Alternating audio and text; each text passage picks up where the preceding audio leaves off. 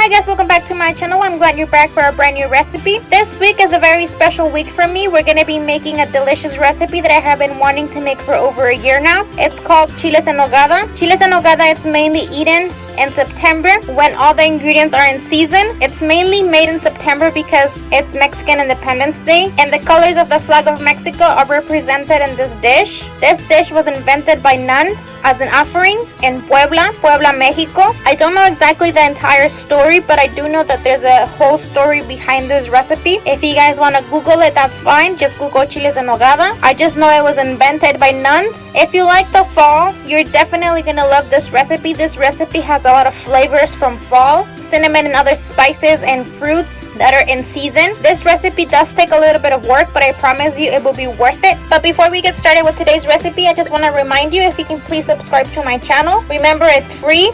It helps me out so more people can get to know my channel. Share with your friends as well. And for this week's recipe, our ingredients are going to be, this recipe calls for about 15 small Chile Poblanos, 1 green pear, 1 jas apple, 1 yellow peach, 3 tomatoes, 1 plátano macho, I think it's called plantain, raisins, 3 small garlic cloves, half a medium onion, 2 eggs, 2 cups of peeled almonds, 22 ounces of walnuts that are in water, between 3 to 4 cups of milk, 2 cream cheese.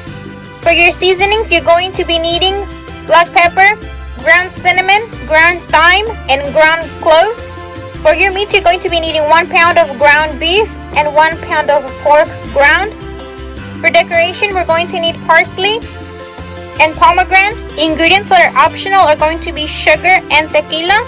We're going to start off by cooking our meats. On a pot, we're going to be adding our ground beef and our ground pork. Add a little bit of salt to this. Spread the meat all over the pan. Cover this and put this on medium heat. While our meat is cooking, we're going to start off cutting all of our fruit. We're going to start off by cutting our onions. Make sure your onion is into very small pieces, very finely cut. For your garlic, so if your garlics are big, you would need about 1 or 2. I have about 4 small garlic cloves that I'm going to be chopping very finely. Next, we're going to be cutting our pears. The size of the fruit is going to depend on you. If you want it very finely, if you want it a little bit of a bigger size, I'm going to be cutting it to small squares. I know fruit on a dish is very weird, but trust me, I was a little scared to put fruit on this dish as well. But at the end, the result was very good. If you want, you can peel the pear so it won't have the green skin on it, but it does bring a little bit of color to your dish. Next, we're going to cut our apple. Again, you're going to cut your apple into small pieces. You can peel the skin off or leave it on. I'm going to leave my skin off for all the fruits. Make sure that you cut your fruits when you're cooking your meat. You don't want to cut them in advance because they're going to turn brown. Next, we're going to cut up our peach.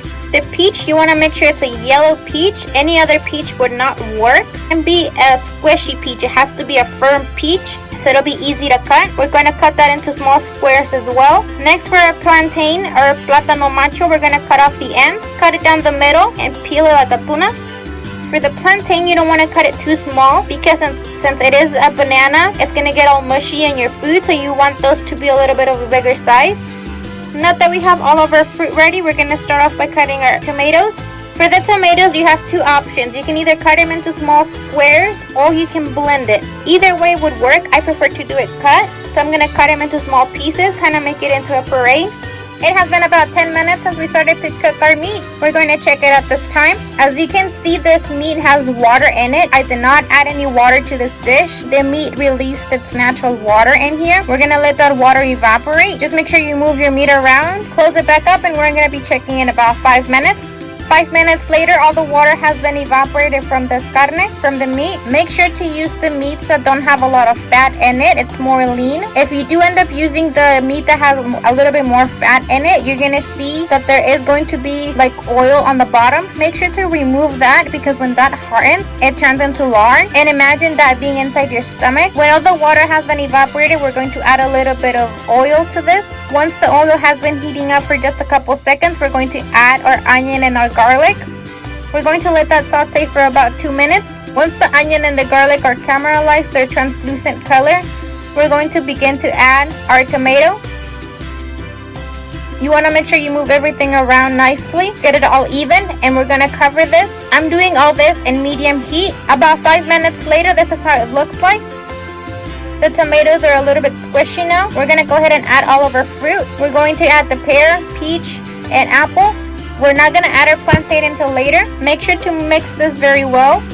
We're going to cover this for about 10 minutes. 10 minutes later, and this is how it looks like. If you grab our fruit, it should be halfway cooked. You can feel it if you squish it. It's easy to squish. That's when you know you're gonna add your plantain.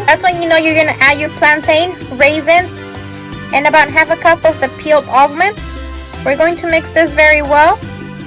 For the spices for our filling, to give it that fall taste, we're going to be adding a little bit of cinnamon, thyme, black pepper, and cloves. I'm just going to grab the end of a spoon, dipping the spoon into each seasoning and adding it to my dish. For the cinnamon, I am going to be generous on the serving. You want the cinnamon to kind of overpower all the rest of the seasonings. We're going to mix this very well and cover this. This recipe can be done in various ways. You can add or subtract any ingredients from this recipe. We're going to cover this again and let all the flavors combine together.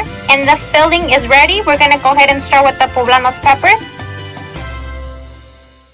We're going to start off roasting our poblanos. You can do this directly on the fire or on a pan. Basically, what we want to do is burn the skin off, so it has to turn black. That way it'll be easier for us to peel it. If you do this directly on the fire, your poblanos are going to get a little bit more flavor on there. I like to do it better directly on the fire, but since I have an electric stove, I'm going to be using a pan. If you roast your poblanos directly on the fire, the skin is going to be a little bit more burned, more black all over. So that's okay as well. Once that happens, we're going to put them on a Ziploc bag just to conserve the heat, and we're only going to leave it there for about 3 minutes. I have my poblanos ready. They have already been peeled. I already took off all the black parts. We're going to make a little cut towards the top of the poblano. Make sure it's a small cut. You don't want to go all the way through. As you can see, it has the seeds in there. We're going to cut the seeds down, remove the seeds, and what we're going to be left is just with an empty inside poblano. That's what we're going to stuff our stuffing in.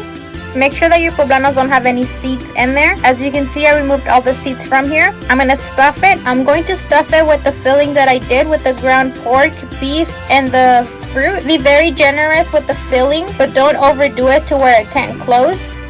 With the use of a toothpick, we're going to make sure it doesn't open. You can just poke it through the other side to help it. I usually don't do it, but it's another way that you can do it as well if you're a little bit more scared to do it if it's your first time. You can seal them with toothpicks and you can remove them later. I'm going to be using 3 of them. You can use as many as you want. Next, what we're going to do with our chiles is going to be covering the chiles in flour. Make sure you don't cover it a lot with, you just want a light coat on there. This is so the egg can stick to it. I'm making this recipe really late at night, so I'm only going to be cooking 2 poblanos. For these 2 poblanos, I'm going to be using 2 eggs. It's about 1 egg for 1 poblano pepper, depending on how big they are and depending how much egg that you want to add to it. The egg yolks and the egg whites are going to be separated. We're going to work with the egg whites first.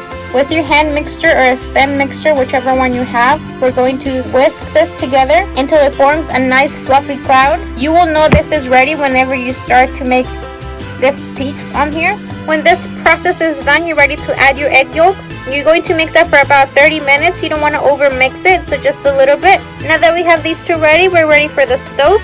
On a flat pan, we're going to be adding a little bit of oil. With the help of some tongs, I'm going to be grabbing my chile relleno and dipping it on the egg. Make sure to get a nice coat of egg on there. We're going to place that chile relleno directly on the oil.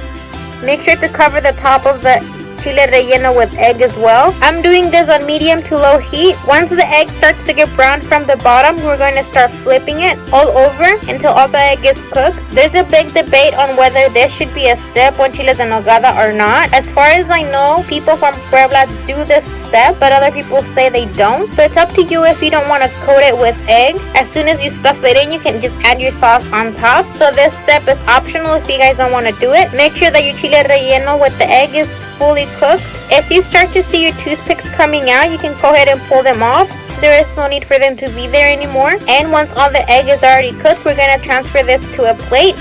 For the white sauce, we're going to be kneading the walnuts like a brown color for about 30 minutes now. Walnuts can take the color out, and whenever you're blending it with your salsa, it won't give it a brown color. It would be more like a white color. Also, you can peel them off, peel the skin off of your walnuts. As you can see, I started to do that a little bit, but it does take a really long time to do this. So if you have little kids that you want to entertain, you can have them peel them off for you, but soaking them does really help to lose the skin off.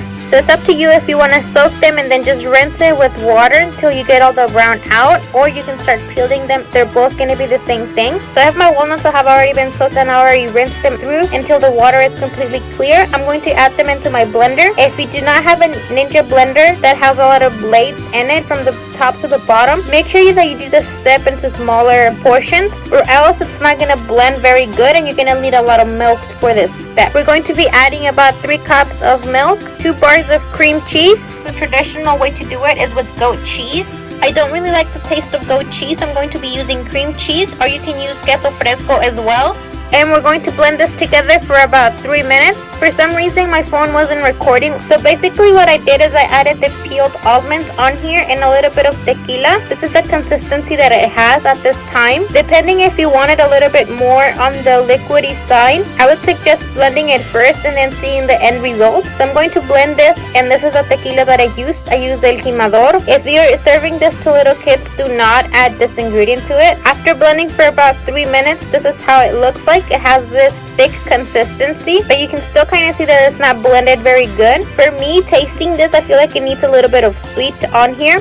So I'm going to be adding about half a cup of sugar. Again, this step is optional. If you don't like it sweet, don't add the sugar in here. And I'm going to be adding a little bit more tequila. We're going to blend this very well for another 5 minutes.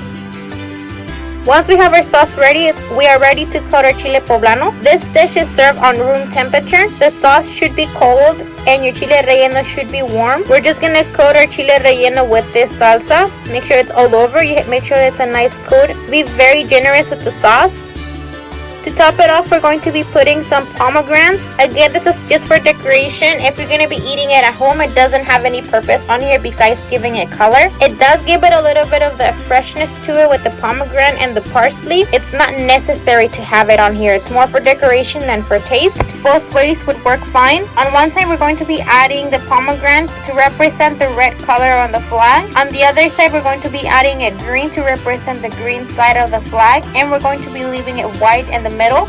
And this is the end result for this dish. As you can see, it mimics the colors of the flag in Mexico, green, white, and red. This dish does take a little bit of time to make, but if you know how to multitask, I feel like you could be doing all 3 steps together. This dish should be sweet and salty, a little bit of the combination of both. It's a very famous recipe during this time in September for Independence Day. I would highly suggest giving this recipe a try, or if you just want to do the filling itself is very good and it's a very fall taste to it. If you recreate this recipe, don't forget to tag me on my Instagram page. That way I can see your recreations of this recipe. Don't forget to subscribe to our channel to be part of our family. Turn on your notification bell so you can be notified every time that we upload a video. Share with your friends if you loved it. Give this video a big thumbs up if you liked it. Leave a comment down below if you have already tried this recipe or are planning on trying this recipe.